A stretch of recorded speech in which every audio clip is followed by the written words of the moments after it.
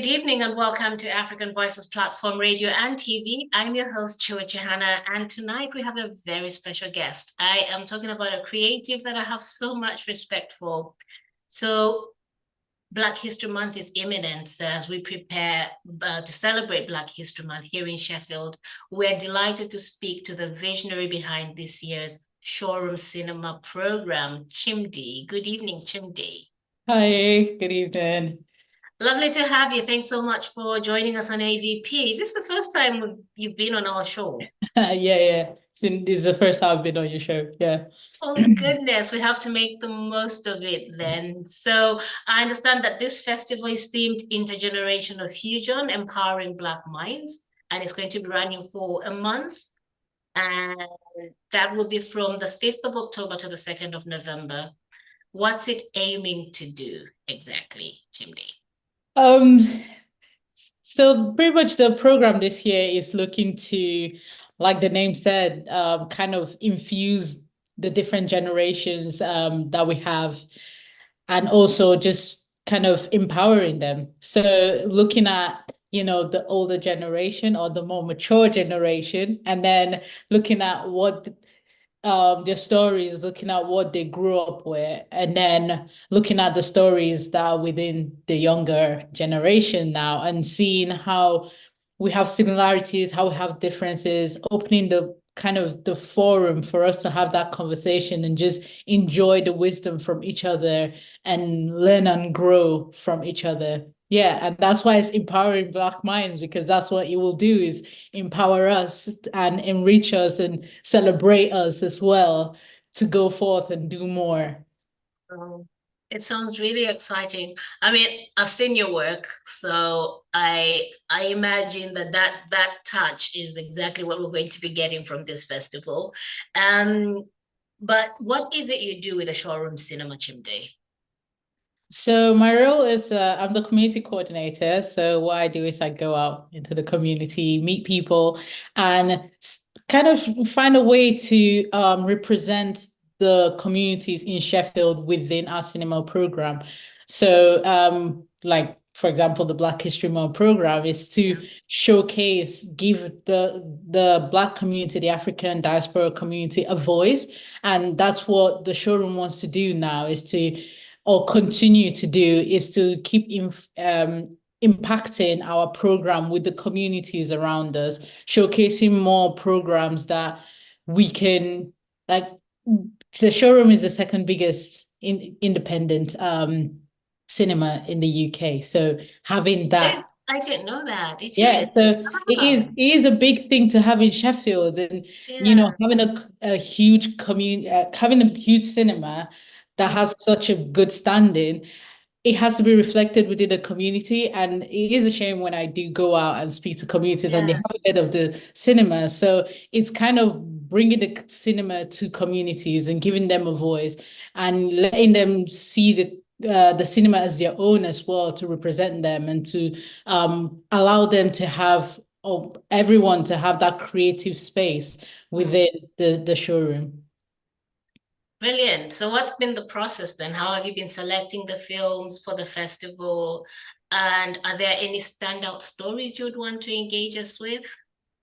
Oh, so selecting the films, it Mm. has been a collaborative effort. I will not take all the credit for that. I've been working with the Black History Month committee at the showroom and working with different communities to see what films they want to see, or even suggesting films that might be suitable for them.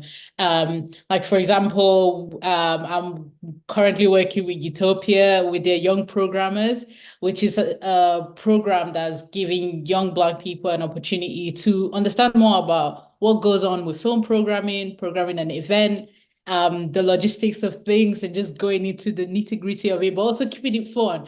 So that has been a very fun project for me. We are going to catch that on the 2nd of November. That's actually the closing event. That kind of giving the young people the opportunity to select a film, to curate an event, and for them to see people enjoy it. So, when you go to the cinema and you go watch a film, how does the film end up there? You know, why is it timed the way it is? And Oh, so, you know, so it's gonna be all that you're yeah, talking so that's about. pretty Oh much my what God, that's what that's the what you've been program doing has with them. been. Yeah. So they're really getting that hands-on experience of what it is to program and just to see how they've been participating in it. And tomorrow we get to select what film they're going to be showing on in November. So I'm very excited. I think I'm more excited. No, I can feel it. Yeah, so I think for the film, yeah, I think that journey, seeing young people participate in that aspect of film and cinema, that has been very rewarding. Yeah. Oh, brilliant. Oh, and I should give you credit actually. I think to your credit when you said you have been communicating.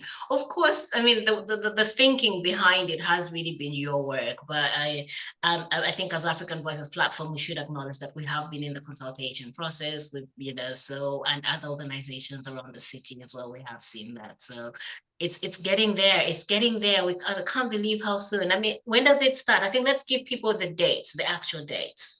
So it starts on the 5th of October, 5 p.m. showroom.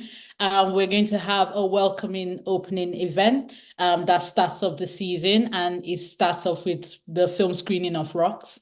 It's a coming-of-age film. It got released in 2019.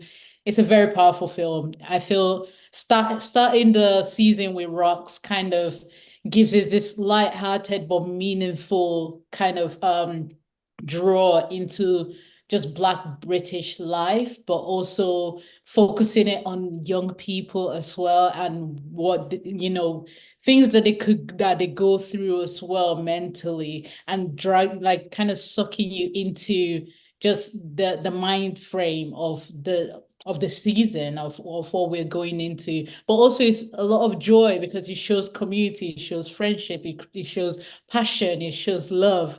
And that's also what, everything is surrounded with, is that, Yeah. love and, support that we get from our community. And I hope, with that film kind of kicking it off, kind of gives it Yeah. this, foundation of what we can then build from. But yeah, the first day is the 5th of October. I want to see everyone there and enjoying Black History Month at the showroom. Yeah. I really want I want to feel that joy. I mean, I think goodness knows we need that joy so much right now, that joy. So yeah, that environment you're creating for us is something I'm quite looking forward to. Um, Thinking about the festival highlights and the importance of learning from previous generations, how does this theme unfold in the events programming, for example? So that intergenerational, you've talked about the young people side of things and what they're curating, but generally, how is it unfolding throughout the program? So I'll just go through the program in the sense so you can understand the part of the intergenerational fusion, because with that name it just tells you that there is something for everyone. So like I said, we open up with Rocks. It's family, it brings everyone together. We have a networking event for people that want to get into film, young people, or people in general, creatives that want to get into film or already in the film industry, but wants a bit of a foot in to understand more of the opportunities out there for them. We have the British classics, double bill of Playing Away and Belle, which is, well, Playing Away is quite an old film. It's in 1986. It's about cricket, Black cricket men's team, and is showing a real story of how life was in the 1986, and then Belle kind of shows you a historical story, but it's more for constructive, what if this happened, Oh, kind of story. wow. And Yeah. but it's based on oh, I've forgotten the name. This is not good. But That's actually good. it is based on a real person, but it's also like a reconstruction of her story, of her life. Okay. Right. So I think bringing those two together shows that I really don't want to say old, but it shows that mature side, that story of, the older generation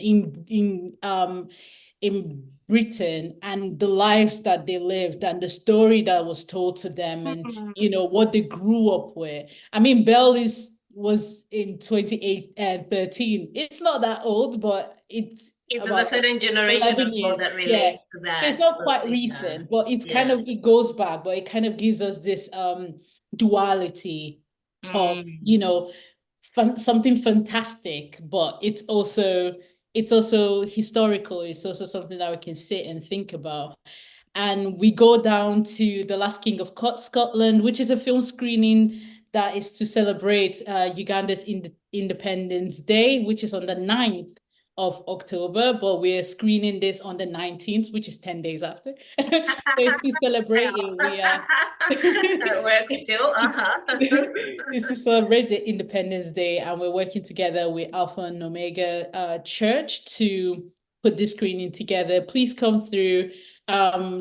Even though it isn't a celebration for Uganda Independence Day, we're also going to be touching on just a little subject about donating blood for the Black community, because Is that also because of Alpha and Omega Church? Because they tend to get into that quite a bit. That's really good. So Okay.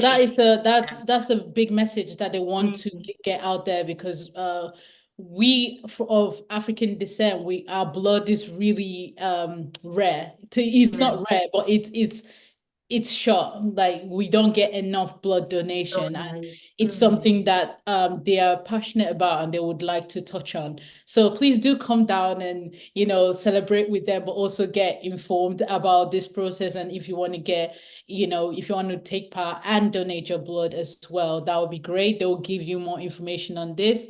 Actually, they're coming on the show. They're the next guests after you in the next episode, so they can talk more about it. But thank you so much for pointing to that, because that's quite important. Yeah. Amazing. The next screening is Melissa Tendo. It is wonderful.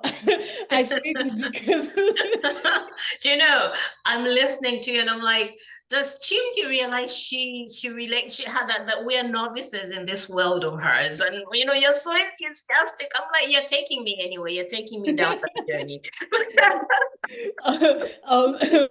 Melissa Tendo, I'll say it's a documentary, but it's a personal essay documentary by Melissa Tendo Bongela.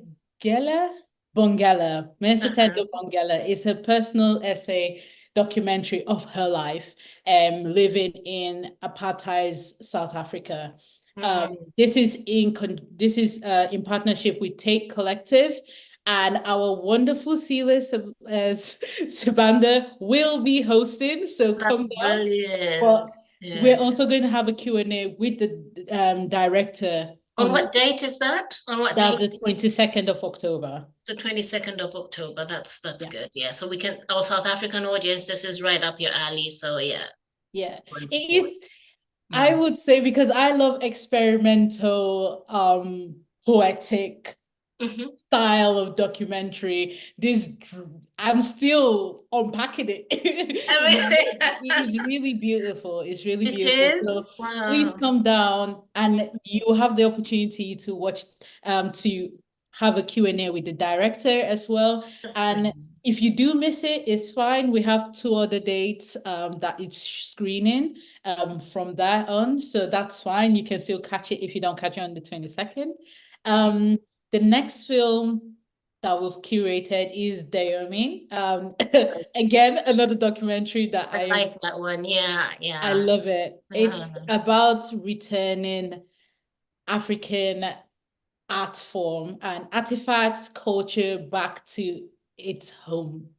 And that is a conversation we've been having for years. And as much as it's beautiful to see 26 artifacts going back to Dahomey, it's also a question of how do we get more of this down there, and having that discussion to kind of it's to teach ourselves. And this what I'm saying with the question you asked is, how is this showing that generational? So Yeah.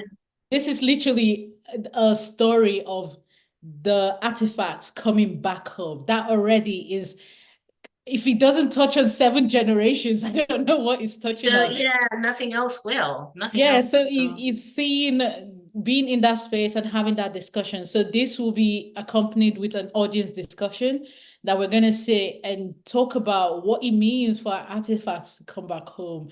You What know, date how is do that one? we, The Dayomi? When does it show? that will be on the 25th, and then it will show for the next week. So it will show from the 25th Mm. to for a week from the 25th. And then when is the panel discussion for it? The panel discussion will be on the 25th. Yeah. It's on the open. Okay, the when it first shows. Okay, Yeah. that's really good. Yeah, yeah. Go on then. Yeah, run me through. So that will be beautiful. I would love people to come down and from different generations, please do come down. Let's have this audience, let's have this discussion as a It community and what should, it yeah. means for our cultural artifacts and belongings to come back home, and what does that look like for countries that are getting back their, you know, their natural treasures. And who are the Um, panelists for this one? For the So with Dayomin, it's going to be an audience discussion. So after watching the film, the audience will ask, will have a discussion, we'll talk amongst themselves, amongst ourselves, not themselves. we will talk amongst ourselves. Yeah. Yeah. And we will have this discussion amongst ourselves. Yeah. Yeah. After that, we will be going to Mother City, which is just one screening, which is on the 28th of October. Mother City is another beautiful documentary about the housing crisis in South Africa. Mm. It is very powerful because it shows how activists go into these spaces and demand for it. They say, we want it back. We want All spaces. right. And the fight, the resilience that is shown within the documentary, the sheer honesty and just the purity of human right. Yeah. And it's very informative and it's just so beautiful to watch. So I would say please come down to that. That's on the 28th of October. And that's housing, and the film itself is about housing. I'll definitely look up the synopsis afterwards, but Yeah. it's about housing, right? Yeah, it is about housing and property power and the politics of Okay. it in Cape Town. Yeah. So in Cape Town specific, that's Yeah. brilliant. So I did my undergraduate studies in Cape Town, so I really, yeah, I have a bit of a good feel of that place. So apart from the Black community, I think that would also appeal to people working in housing justice. And we Yeah. should be speaking more to those. Lovely. So if you're in the housing justice and you're watching Sheffield Live TV right now, come along and bring all those people that will be interested in that. Yeah. Who else are we expecting? What else are we expecting? Yeah. And so that Mother City is actually in partnership with Sheffield Doc Fest.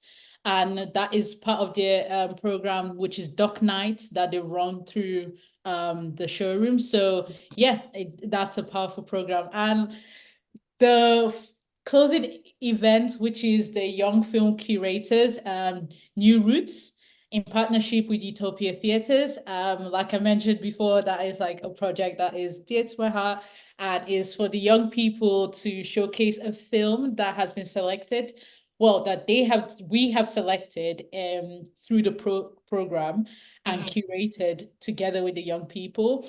And it is going to be family friendly, is PG film. So please come down with your family, with your young ones, and we will come and celebrate what the young people has put together for us on Black History Month. And that will be on the 2nd of November. And that's how we're closing out with a loud young people's voice there. Is that how we do it? Yeah. Like take it all, young people. This is all yours.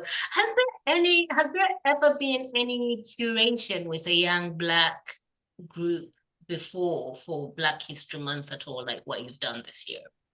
Um, Not to my knowledge. I am not aware of that if they have been. Yeah. But not to my knowledge, I don't think so. But it's something that Mm-hmm. working with Danae, Mm-hmm. Danae. Our Danae, and working with Danae on this has been something. When I first approached her and she was talking, and we're like, yes, let's do it. Yes, yes. So, and I remember, I can feel, just listening to you, I can actually feel the vibe that went on, just the power. Oh, yes, let's do this. I'm loving seeing a lot of that happening around Sheffield as well in the theatre space. So apart from Utopia Theatre, SBC Theatre have also been involved in quite a lot of young people in this. So we've got quite good hope of young creatives joining you guys, you lot who are doing all these amazing things then. What about the Sheffield community? How has the Sheffield community responded to the Black History Month curated events at Showroom Cinema previously? And how do you see this festival maybe building on that, or maybe doing something that makes it more visible? I don't know. Is there something, a different steer that you potentially see?